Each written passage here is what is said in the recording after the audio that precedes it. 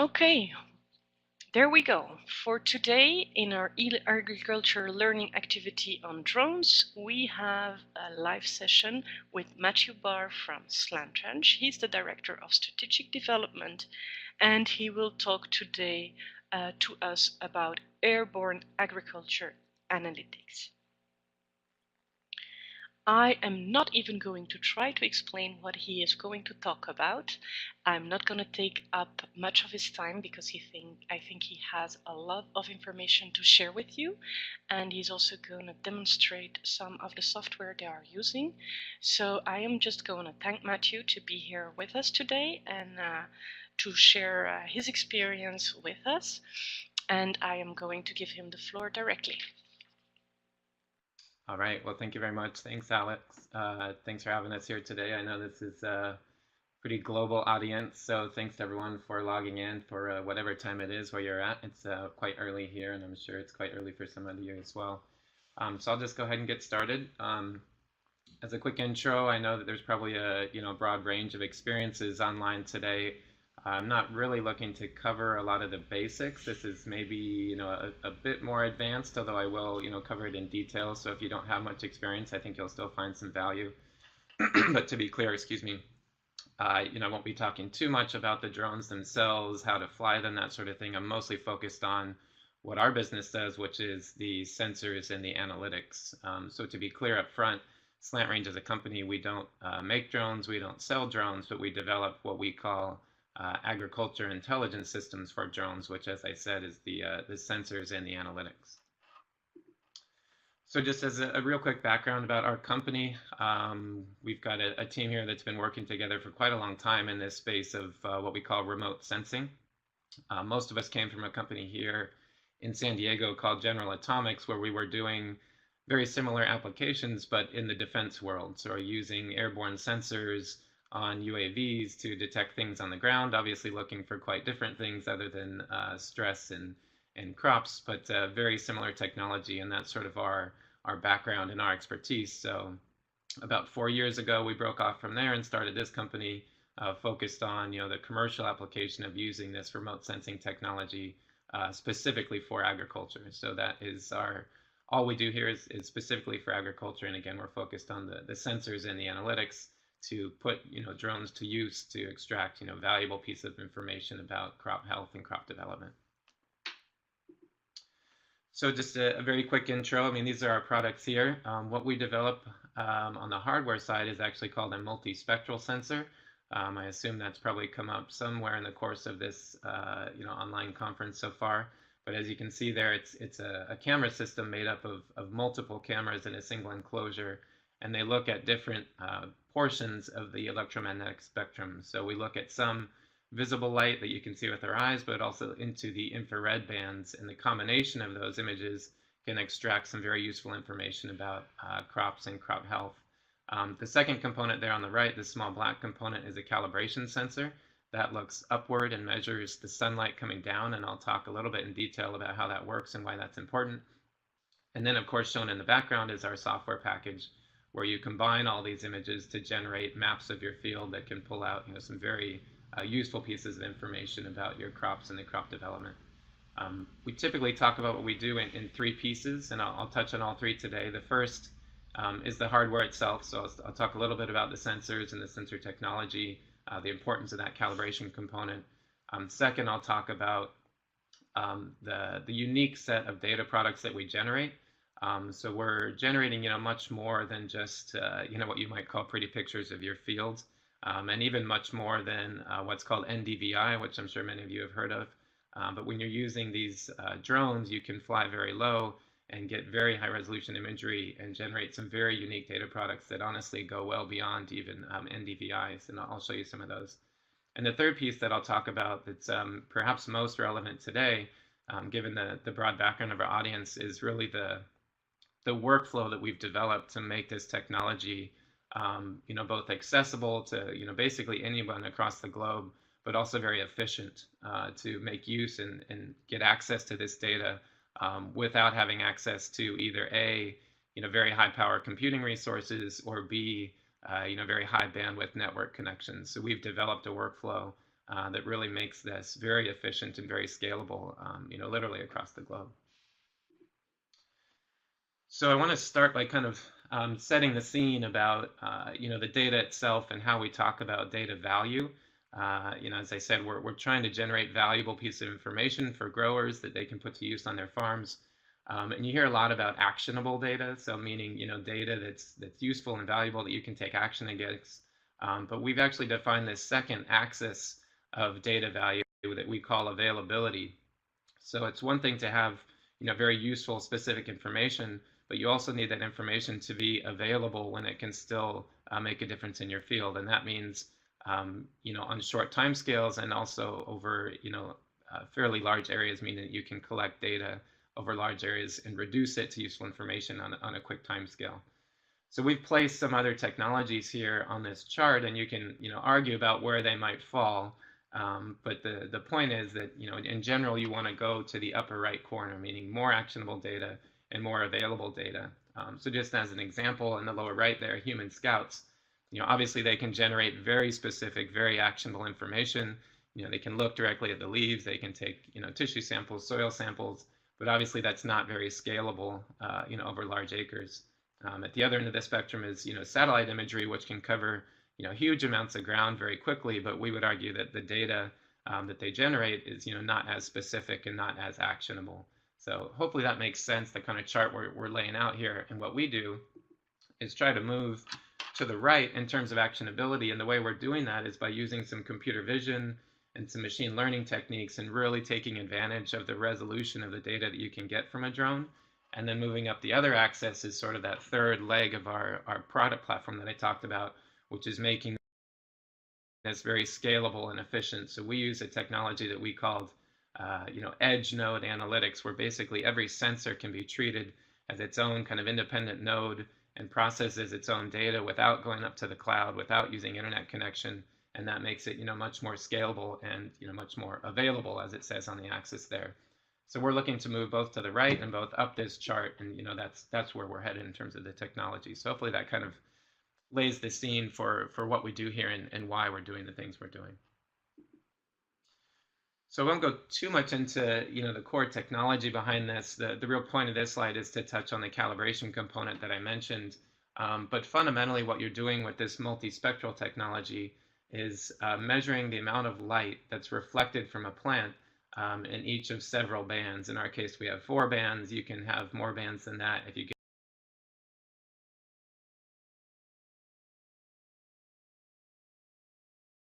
into tens or even hundreds of bands. You start to call that hyperspectral, but what we do is multispectral, and we look at 4 different bands.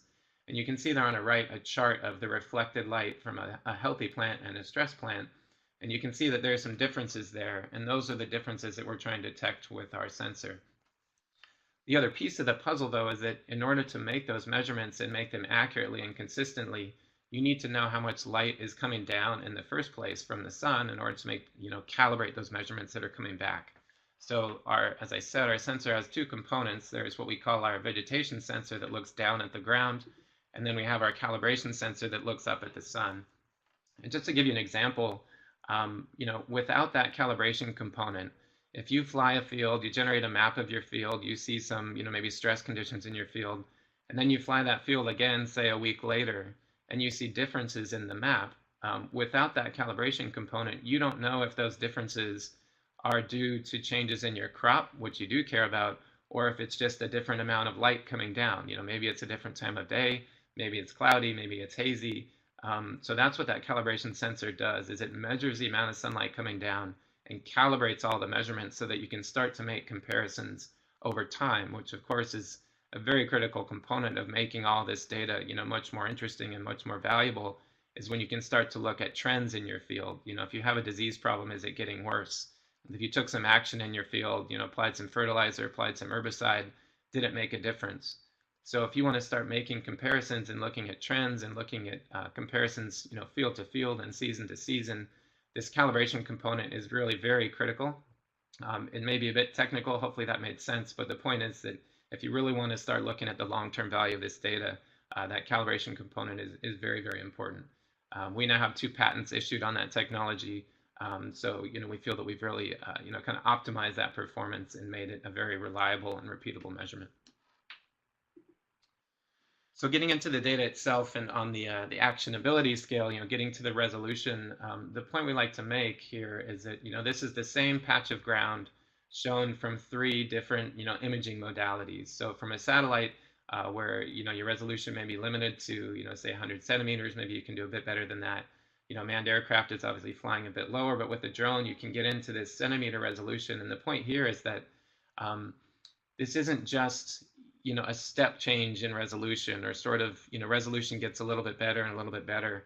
Once you're into this regime of remote sensing where your pixels, so each individual pixel in that image in the right is obviously smaller than what you're trying to measure, which is the leaf. So once your pixels are smaller than the leaves, you're into a whole new regime of remote sensing and analytics that simply, isn't possible from these other platforms. So for example, when we look at this image, there are green leaves that you care about, but there may be weeds, there may be shadows, there may be soil, there may be debris from last season. There may be all sorts of things that you actually don't care about, and basically those become, noise in your image, or they corrupt the value of your data.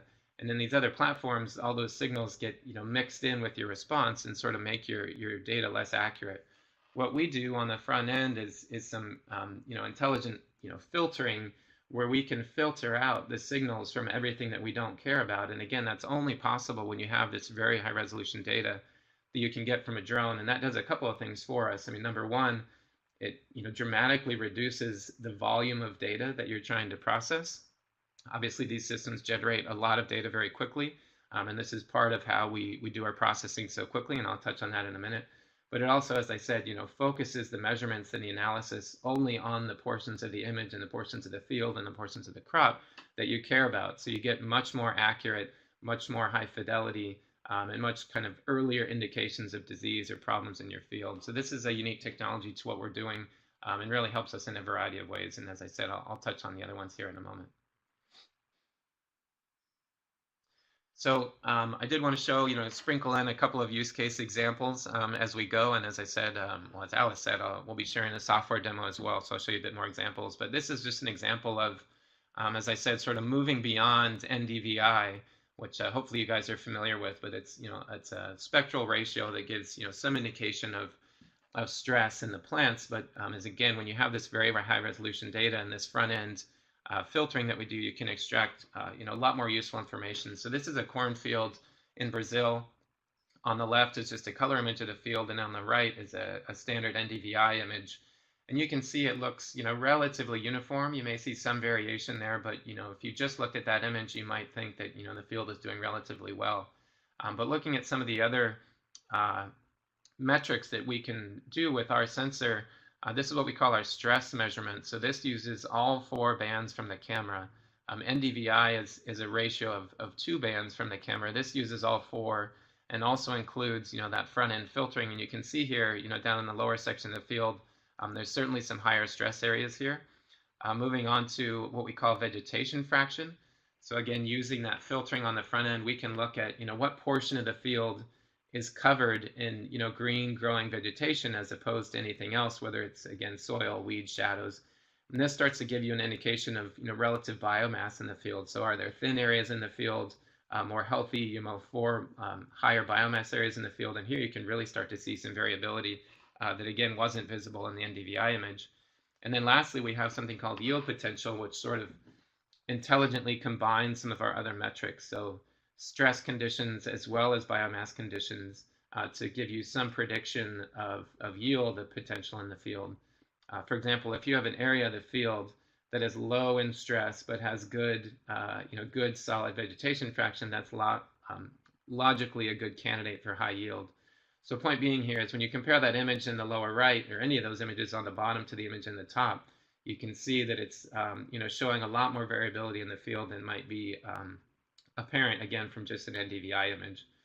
So point being is, we're extracting, like I said, some much more useful kind of, interesting insights and some more detailed insights beyond, just NDVI. Here's another example. This is a cornfield here, and I'll actually show this data sample in the software demo, but this gets into some more kind of specific analytics that we're doing specifically earlier in the season. So this is just after emergence. These are corn plants that are around the V2 stage. But once we've done that separation that I mentioned, separating the green crops from everything else, we can highlight them here and again filter out everything else. And once you've done that separation, you can do some very interesting things here. So again, using some machine vision tools and some AI techniques, here you can see that we can start counting those plants. So here we have a map of the field, and here red does not indicate a stress condition, but rather low population. So we're counting up those green dots that we've identified and looking at the plant population across the field. So here you can see the plant was planted at around 30,000 plants per acre. But in the red areas, you can see there are areas where it's dropped down to maybe 25,000 plants per acre. And again, that's all enabled by being able to access this very high resolution data. I mean, clearly you're not going to separate, a couple of centimeter plants in a satellite image. So again, this is a type of analytics that you can do with this very high resolution data. So we can physically count those plants, but we can also look at the size and the shape and the patterns of growth of those plants. So here we're looking at plant size. So again, here in red is smaller plants, in green and into blue is larger plants. We can start to look at some very specific information such as chlorophyll index, we call it. So looking at kind of the relative chlorophyll content, again, based on some of those spectral ratios. So point being here, again, is just extracting some very kind of higher value piece of information that can be ideally very useful on the farm to take action in the field. So here's one more example. This is a corn grower here in the US where he was combining our multispectral data with some soil sampling to show some very good return on investment, or ROI. So this is his field, and this is our stress map overlaid on his field. Obviously you can see here there's some areas that have higher stress. The areas in the green are showing good healthy growth. But he used this map to guide his soil sampling. So rather than doing, just kind of random sampling in the field, maybe based on a prior year's soil map or drainage patterns that he's aware of, he could use the stress map to really target his soil sampling and identify areas that needed, more or less nitrogen for his fertilizer application. So he used this map to generate what's called a variable rate application. So rather than applying nitrogen across the whole field, he used this map to generate a prescription where some areas get more nitrogen, some areas get less. And cutting to the chase, what he did here was, reduced his overall nitrogen application, and he estimates his savings there to be about $10 per acre. And then ideally also increased his yield, which he estimated to be about $20 per acre. So his total return on investment here, he estimates at around $30 per acre. He'll also end up with lower residual nitrogen in the soil for next year's beet crop, which he claims is just icing on the cake. So he's actually right in the middle of his harvest right now. So he's going to be harvesting this, getting his yield results, and we'll probably be doing a follow-up piece on this. This is covered in much more detail on our blog if you're interested. It's just blog.slantrange.com. You can find this one there. And as I said, we'll have a new post up shortly to take his yield maps and sort of correlate to how he actually did here. But again, just an example here of putting this to use on a farm, coupling it with some other sampling technologies, in this case soil sampling, and showing kind of some real world return on investment for the effort he put into the collection and the processing and the hardware.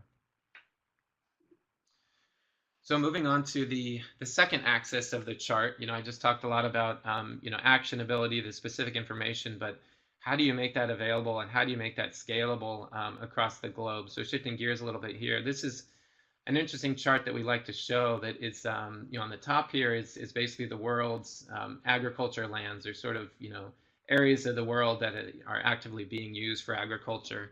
And down below, you can see a map that shows, a relative sense of the world's computing accessibility, or like I said, either, high power computing or, high bandwidth network infrastructure.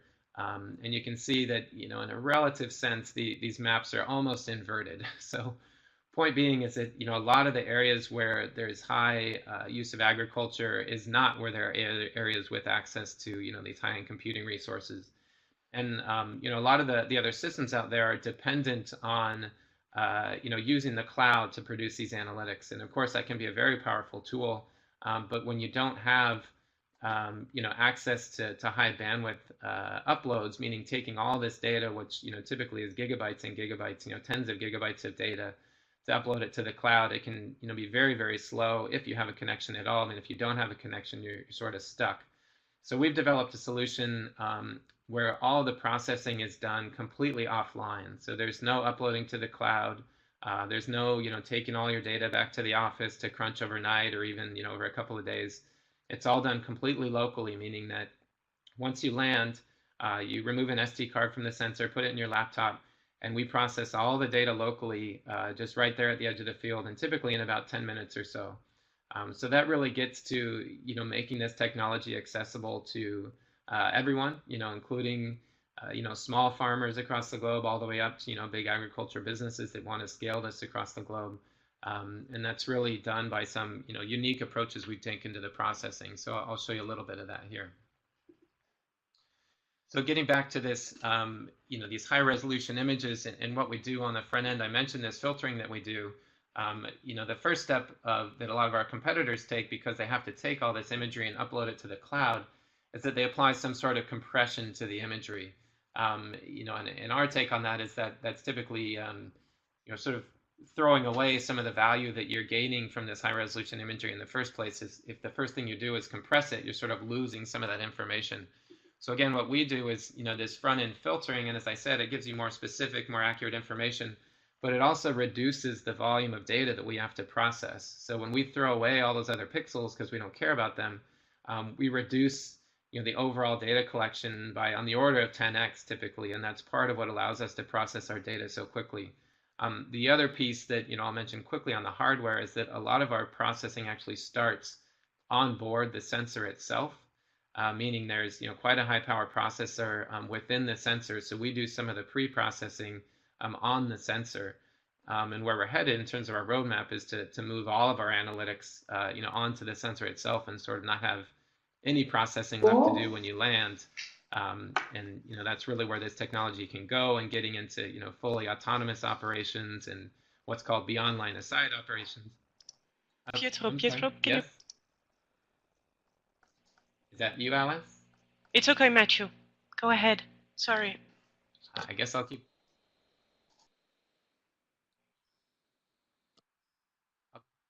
Okay, I'll keep going. Sorry about that. So point being here is that, including some of the pre-processing we do on the sensor, as well as this front-end filtering and compression, we have much less data to process. And that's part of, as I said, what makes our processing so fast and able to be done, completely on the ground and completely offline.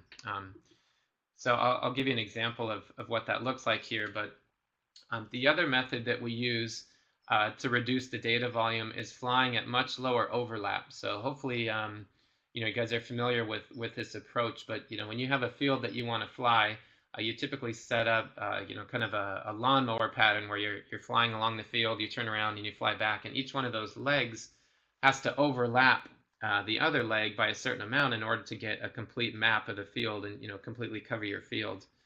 Most of the other approaches require you to fly at about 80% overlap, meaning that each leg you're only moving over about 20%, and so you end up with quite a lot of overlap and quite a lot of data, to be honest. So what we do is fly at only 20% overlap.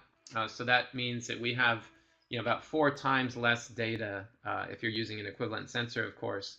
And again, that just goes further to reducing the amount of processing and computation that's required to reduce this data down to the maps that I showed you before. So looking at the timelines, comparing these two approaches, say you show up at the field, obviously you're going to spend a few minutes setting up, but the actual collection time to collect this particular field, might take about an hour when you're flying with 80% overlap. But if you can spread those legs out, as I said, and overlap at only 20%, we can collect the same area in only about 15 minutes. And then again, because we have so much less data to process and some of the unique analytics that we developed, we typically process the data in 5 to 10 minutes, depending on how much data you've flown. Whereas if you have to take all that data, upload it to the cloud, wait for it to process, it can be a few hours at best, and possibly even a couple of days, depending on your bandwidth connection and sort of the level of processing that's required. So again, the point here is that we've created a workflow that makes this very efficient to collect, very efficient to process, and very scalable, such that you can take this technology across the globe and not be dependent on any kind of other infrastructure. With that said, we certainly see the value in cloud analytics. So you can take our process data products, so these maps that we generate, and you can upload them to any cloud platform that you might want to use. You can combine them with weather data or soil sampling data, as I've shown, or any other type of data, and really take advantage of these cloud-based analytics. But the point we like to make is that we're not dependent on any of those types of processing. So you can use our system completely offline in a very efficient way, and then leverage the power of the cloud, if and when you have access to it. So just showing here, kind of the difference in our processing approach. I mean, just to put that into numbers here, this is a comparison of flying the same field at, in this case, 75% overlap on the left, and with our approach, there's 20% overlap on the right. So on the left, that's a 35-minute flight. For us, it's about 11-minute flight.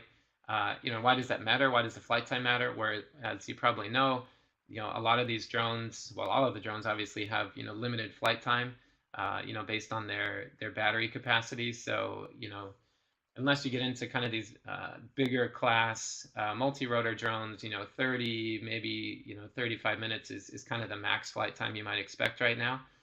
So if you can cover that same area in 11 minutes, either you can cover 4 times more area than you could originally, or you can cover the same area in 4 times less time, and however you want to dice it.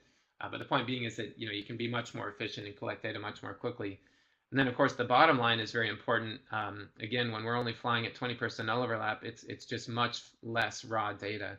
So on the left, that flight would generate just over 15 gigabytes of data. And again, if you had to upload all that to the cloud, it would obviously take quite a long time.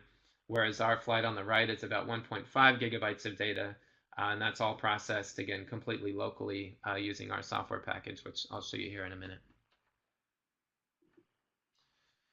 So one more use case example here. This is an alfalfa field here in California, and this is just showing you some of the other analytics that we've developed, and it's probably especially applicable to this audience. But if we've learned anything in the years we've been doing this, is that every farmer has his own unique set of problems and concerns, and trying to generate a suite of tools that works for everyone is certainly a challenge. So people can have different, obviously, crops, but also weather patterns and management practices and available resources. So to try and generate a suite of tools that everybody can use, is a little tricky. So we've started pushing some of our analytics capability, out to the user, out to the edge, as they say. And so this is a tool that we developed that allows a user to highlight a region in the field, and our software will look at the spectral response, or basically how those 4 images in our sensor look, and look for that same pattern across the rest of the field. So this happens to be a drip irrigated field where they're very concerned about leaks in their drip lines, and they would send whole teams of workers out to walk the fields and look for leaks. But here what they did was they trained the software on this region here of damp soil. So basically he went in, just drew a small box around this damp soil, and basically told the software, show me everywhere else in the field where you see that characteristic or that signature from damp soil. And then we generate a map showing everywhere else where that's appeared. And so this is basically instantly identifying all of the leaks in his field by looking for that wet soil signature. And again, what that does is, rather than this customer coming to us and saying, hey, can you build me a custom algorithm to find leaks in my field, we sort of push that capability out to the customer and out to the user, so they can develop these tools and this training capability on the fly, and they can start to build up their own database of signatures that they care about. This can also be used for weed identification. We've had people use it looking for weather damage. I mean, all sorts of things, and I'll show you an example here in the software demo. But again, the point is that we're sort of enabling the users to generate some of their own customized tools on the fly to address their specific concerns. So with that, I think I'll switch over to the software demo and just kind of show you how this data looks, what kind of tools we have available, and then I guess after that we'll pause for questions. So if I can just share my screen here, give you 1 second.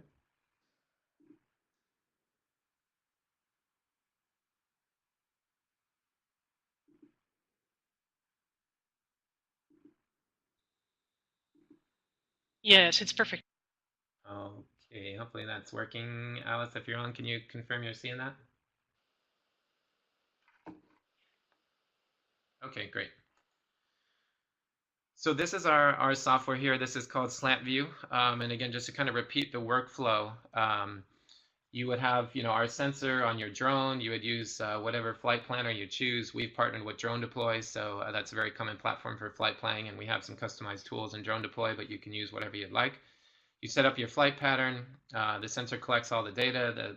The drone lands. As I said, you take out the SD card, put it into your laptop or your tablet, running our software, and again, in about 10 minutes or so, you'll be presented with a suite of maps like this. And again, that's all done completely offline without a need for an internet connection.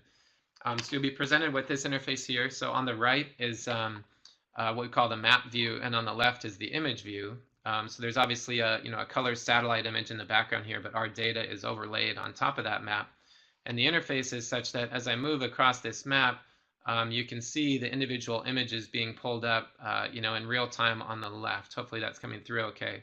And then underneath my mouse, you should see a little white square, and that is the footprint of that single image that's shown on the left on the map. So that gives you a feel for kind of the scale of the images here.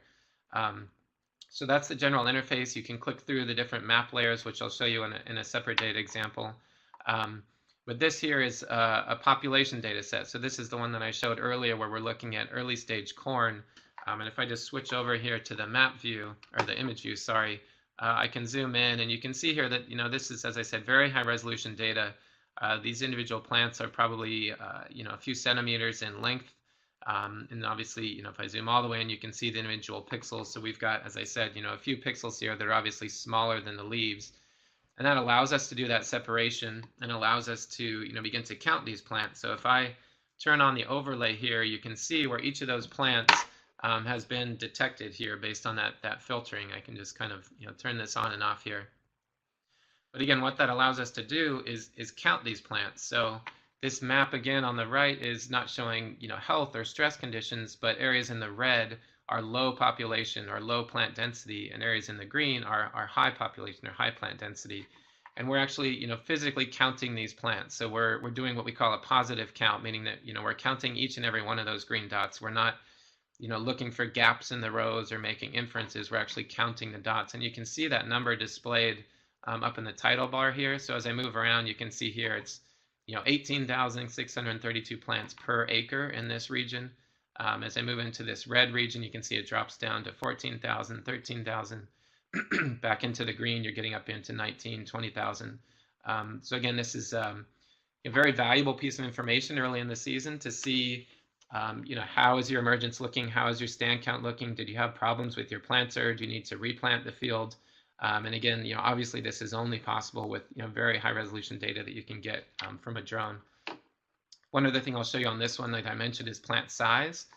So here we're looking at, how big are these plants relative to each other? So here in the red, you can see kind of some smaller, thinner plants. Over in this blue region, you can just kind of visibly see with your eye that these are, bigger, fuller, larger plants. So again, using some machine vision techniques, we can start to look at, the shapes, the sizes, the patterns of growth. Part of this processing workflow is also identifying weeds. So this field didn't happen to have any, otherwise I would show you, but it can separate, the plant population from the weed population. So really getting into, again, some very specific piece of information. So let me quickly close this one and I will show you one more sample.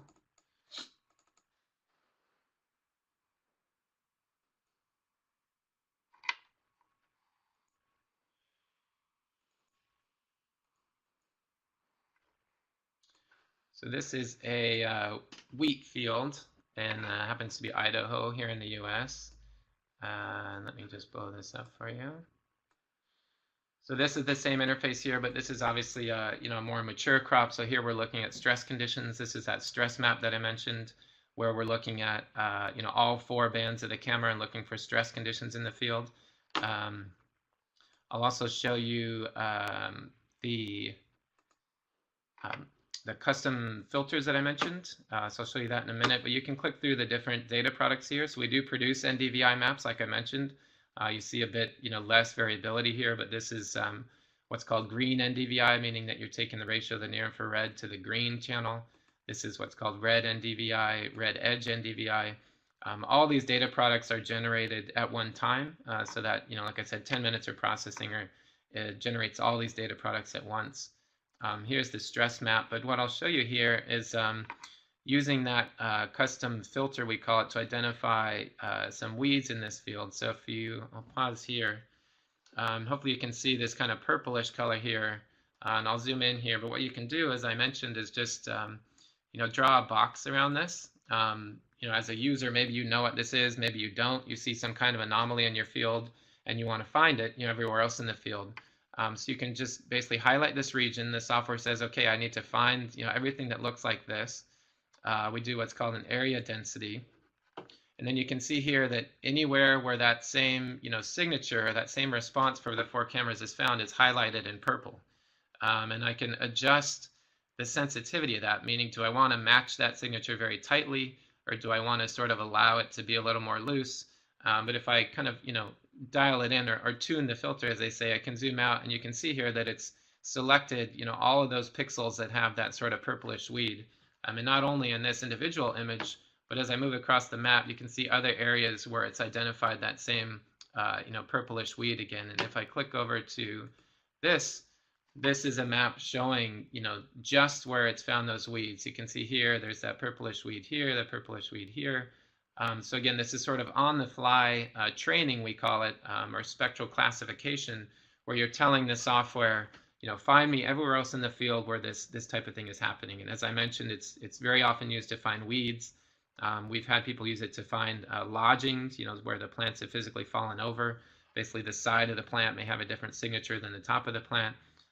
But this has been a very powerful tool, again, to sort of push out the analytics capability to the user and allow them to create some very customized tools.